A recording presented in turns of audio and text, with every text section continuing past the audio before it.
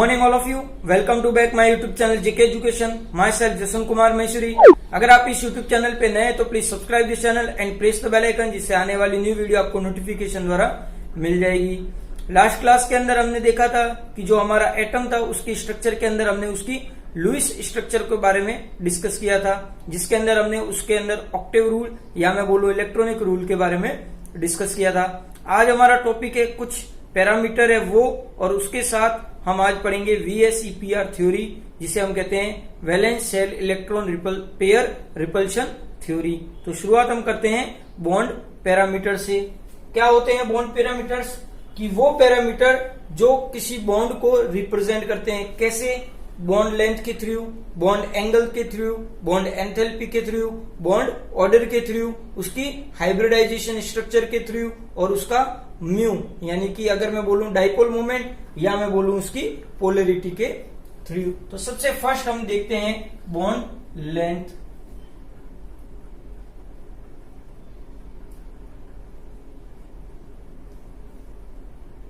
क्या होती है बॉन्ड लेंथ?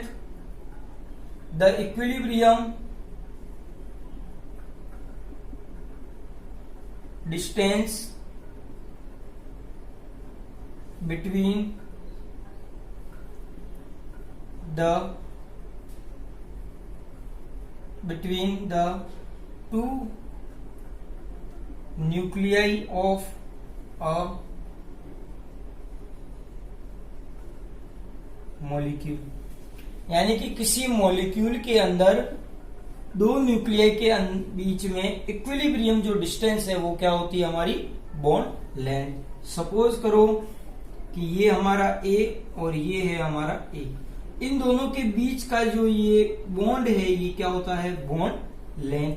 ये सेम भी हो सकती है और डिफरेंस एटम भी हो सकते हैं, इसीलिए बॉन्ड लेंथ। सेकंड है हमारी bond angle.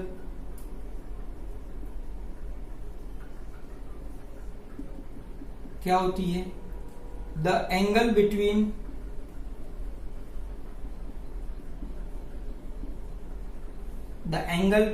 the orbitals containing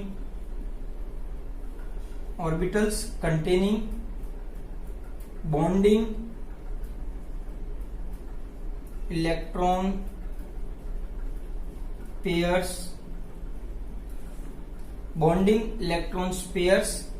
in a molecule। किसी मॉलिक्यूल के अंदर, ठीक है, एंगल क्या होता है कि जो बॉन्डिंग इलेक्ट्रॉन है उन बॉन्डिंग इलेक्ट्रॉन के जो ऑर्बिटल्स है उनके बीच का जो एंगल होता है वो क्या होता है? हमारा बॉन्ड एंगल। सपोज करो ये हमारी कोई स्ट्रक्चर है, तो यहां पर B और B क्या रिप्रेजेंट कर रहा है? एक तरीके से बोले B का यहां पर ऑर्बिटल पार्ट करेगा, तो B का ऑर्बिटल और A के ऑर्बिटल, और यहां पर भी इन दोनों के ऑर्बिटल। और ये जो कौन से है वो कौन से है? Bonding electron pair. तो बॉन्डिंग इलेक्ट्रॉन पेयर के बीच का जो एंगल है वो क्या होता है? हमारा बॉन्ड एंगल। ठीक है, तो ये है हमारा बॉन्ड एंगल। थर्ड में देखता हूं bond enthalpy.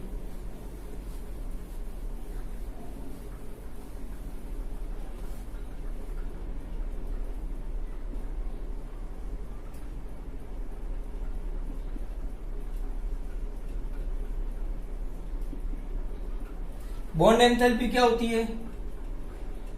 The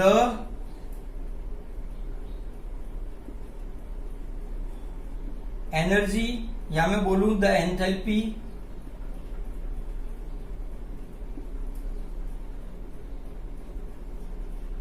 required to break a bond between two nuclei in a molecule which has in gaseous state. Gaseous state के अंदर जो मॉलिक्यूल है उसके दो न्यूक्लियाई को ब्रेक करने के लिए जो एंथैल्पी रिक्वायर्ड होती है वो क्या होती है? हमारी बॉन्ड एंथैल्पी। सपोज करो कि ये है हमारा H2, किस फॉर्म में? गैस फॉर्म में। अगर मैं यहां पर डेल्टा H दे दूं, ठीक है, तो यहां क्या हो जाएगा? H और H। तो ये जो डेल्टा H होगा, ठीक है, ये कैसा होगा? माइनस, या मैं बोलूं इसका क्या हो जाएगा? ये डेल्टा A, एटमाइजेशन, ठीक है। इसे हम थर्मोडायनेमिक के अंदर डिटेल से देखेंगे। जो डेल्टा H जो होगा ये कुछ न कुछ एंथैल्पी होगी, किलो जूल पर मोल। या मैं यहां पर कुछ चेंज भी कर सकता हूं, the enthalpy required to break a bond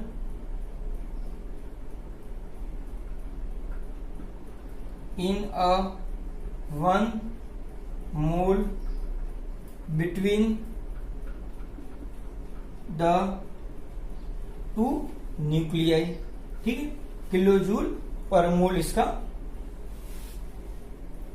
ठीक है। ये थी हमारी बॉन्ड एंथैल्पी। नेक्स्ट है हमारा बॉन्ड ऑर्डर।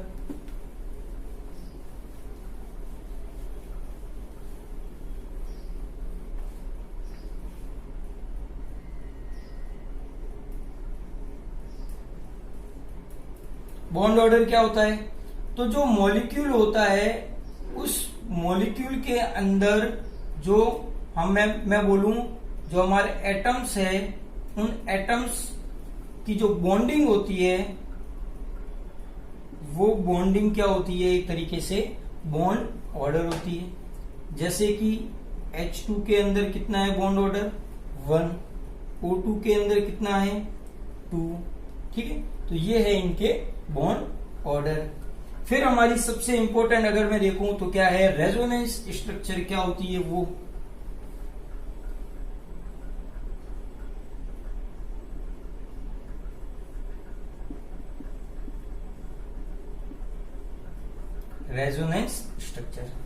रेजोनेंस स्ट्रक्चर क्या होती है कि अगर मैं किसी मॉलिक्यूल की बात करूं, मॉलिक्यूल को can not explain in a single Lewis structure, उसे एक्सप्लेन नहीं कर पाते सिंगल लुईस स्ट्रक्चर से। तो क्या किया जाता है कि जो मॉलिक्यूल है इसकी क्या बनाई जाती है? कैनोनिकल स्ट्रक्चर बनाई जाती है। इस कैनोनिकल स्ट्रक्चर की जो इंपॉर्टेंट की पॉइंट है वो क्या है? इसके अंदर जो एटम होते हैं, जो उनका अरेंजमेंट होता है, या मैं बोलूं एटम्स अरेंजमेंट,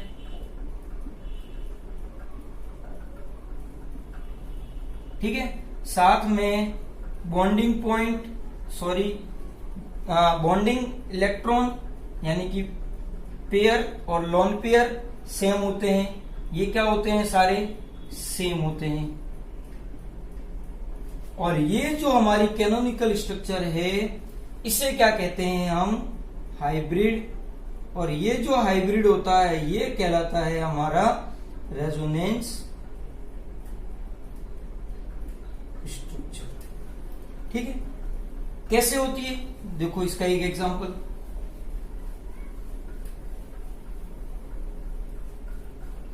ये है हमारा O3 मॉलिक्यूल। O3 मॉलिक्यूल में O, ठीक है। इसकी एक और तरीके से स्ट्रक्चर बन सकती है O।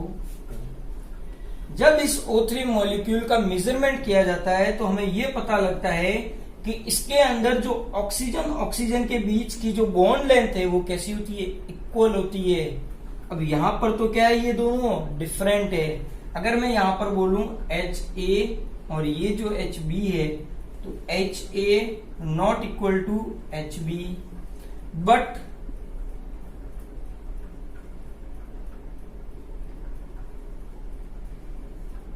मेजरमेंट क्या कहता है कि जो बॉन्ड लेंथ होती है वो कैसी होनी चाहिए, सेम है। अब देखो इसकी मैं क्या बनाता हूं, एक हाइब्रिड का फॉर्मेशन करता हूं। ये है मेरा O, ये है O, ये भी O,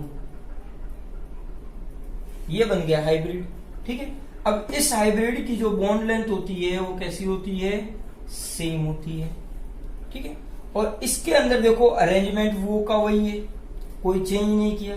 इसके अंदर अगर मैं टोटल बॉइलिंग पॉइंट अगर मैं बॉन्ड पेयर और लॉन पेयर को भी देखूं तब भी वो क्या रहते हैं, सेम रहते हैं।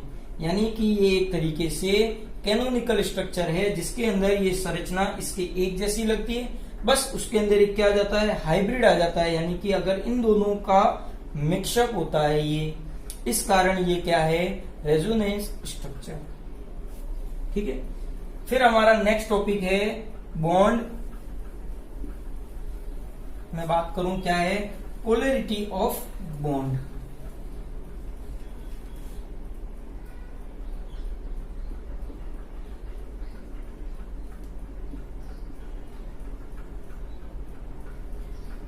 ठीक है, अब इसके अंदर अगर मैं बात करूं, दो तरीके के बॉन्ड होते हैं। एक होते हैं पोलर, या मैं बोलूं सबसे फर्स्ट नॉन पोलर की, नॉन पोलर बॉन्ड,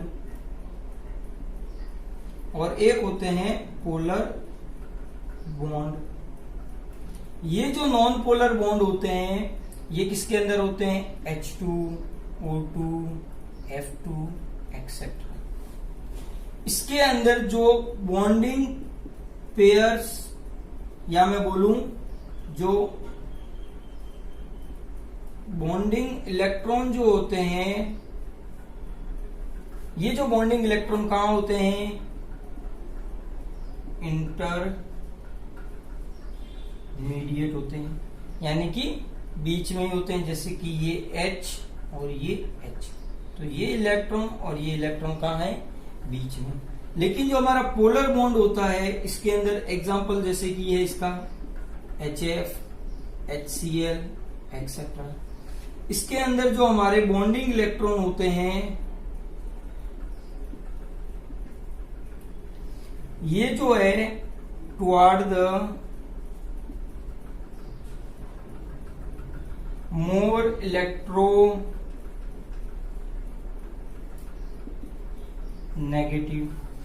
इलेक्ट्रोनेगेटिव की तरफ क्या हो जाते हैं, खिसक जाते हैं। जैसे कि ये है मेरा H और ये है मेरा F। तो अब देखो मोर इलेक्ट्रोनेगेटिव कौन है यहाँ पर, फ्लोरीन, तो फ्लोरीन की तरफ इलेक्ट्रॉन खिसक जाएंगे। यहां पर तो बीचों बीच थे और यहां पर मोर इलेक्ट्रोनेगेटिव एटम की तरफ इलेक्ट्रॉन क्या चले गए, मूव कर गए। और जो ये पोलर बॉन्ड का जो रिजल्ट होता है, ये रिजल्ट क्या होता है मेरा, डाइपोल मूवमेंट। क्या होता है मेरा, डाइपोल मूवमेंट एक तरीके से। और जो मेरा म्यू होता है, या मैं बोलूं डाइपोल मूवमेंट जो होता है,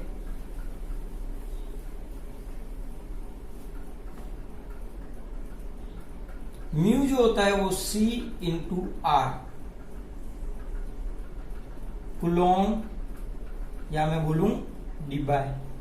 ठीक है, तो ये जो C होता है ये क्या होता है, चार्ज, और ये जो R होता है ये क्या होती है, डिस्टेंस।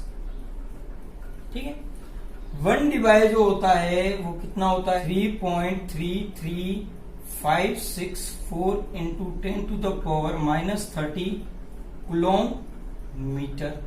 ठीक है, ये है कुलोम और ये है मेरा मीटर, ये होता है 1 डिवाइड। अब इसकी कुछ स्ट्रक्चर है वो हमें ध्यान में रखनी है। ठीक है, इन स्ट्रक्चर्स को हम डिस्कस करते हैं।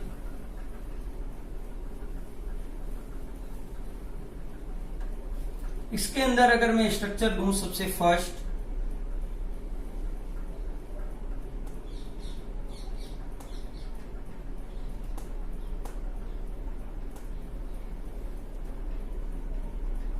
H2O।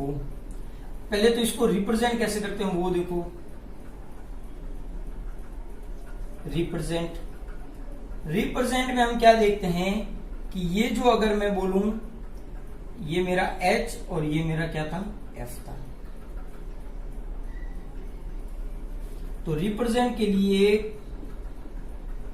क्रॉस एरो का यूज किया जाता है, यूज क्रॉस एरो। इस क्रॉस एरो के अंदर ये जो क्रॉस होता है वो कहां पर होता है, इलेक्ट्रो पॉजिटिव,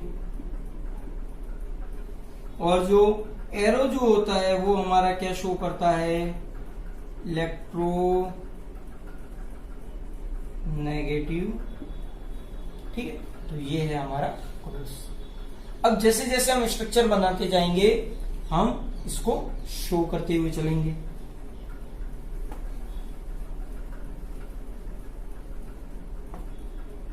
सबसे फर्स्ट में एग्जांपल देखूं क्या है मेरा H2O, तो ये है मेरा O, ये है मेरा H और ये है मेरा H। तो बनाओ स्ट्रक्चर, इलेक्ट्रोनेगेटिव, एरो इस तरफ और ये क्रॉस, एरो इस तरफ और ये क्रॉस। अब देखो ये और ये इन दोनों का रिजल्टेंट कहां होगा, इस तरफ, यानी कि इसका म्यू जो होगा वो 0 नहीं होगा। ठीक है, सेकेंड हमारी स्ट्रक्चर है BeF2, ये है BeF और F। तो बनाओ एरो इस तरफ, क्रॉस इस तरफ, तो ये जो दोनों है एक दूसरे को कैंसिल आउट कर देते हैं और इसका म्यू जो होता है वो कितना होता है, 0 होता है। इसके बाद हमारी थर्ड स्ट्रक्चर है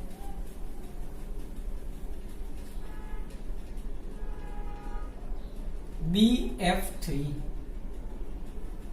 तो ये है मेरा BF3। तो स्ट्रक्चर बनाओ इसकी, ये है मेरा क्रॉस और arrow, arrow cross, arrow cross.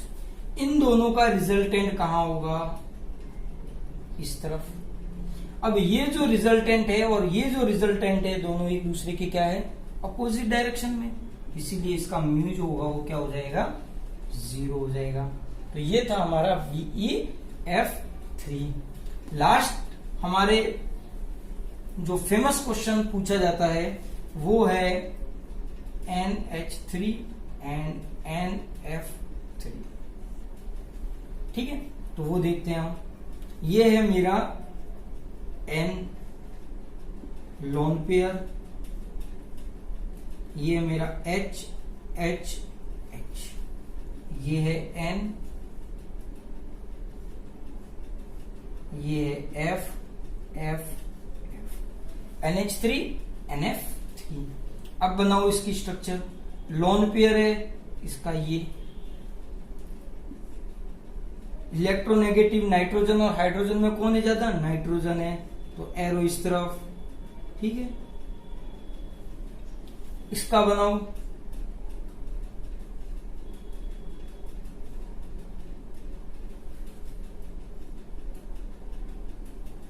ठीक है।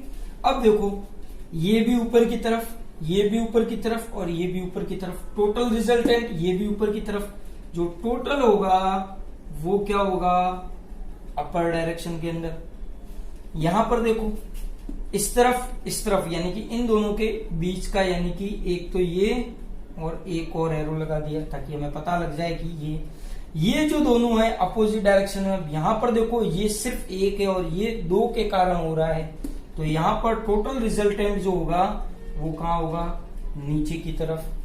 अब ये जो म्यू है ये भी 0 नहीं है और ये जो म्यू है ये भी 0 नहीं है।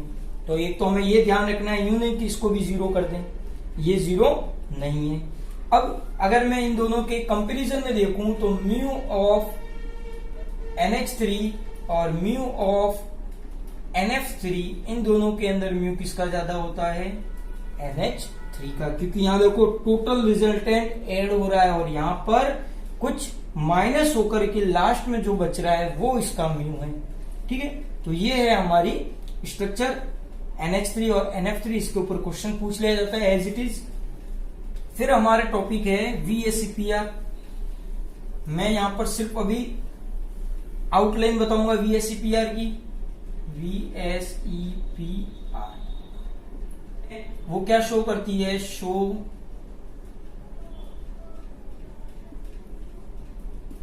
स्ट्रक्चर ऑफ एटम, एटम की स्ट्रक्चर को शो करती है।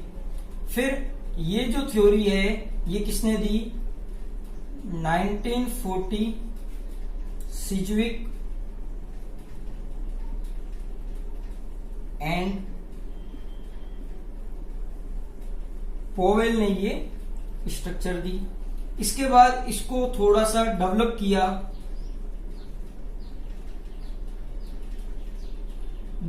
गया किसके द्वारा?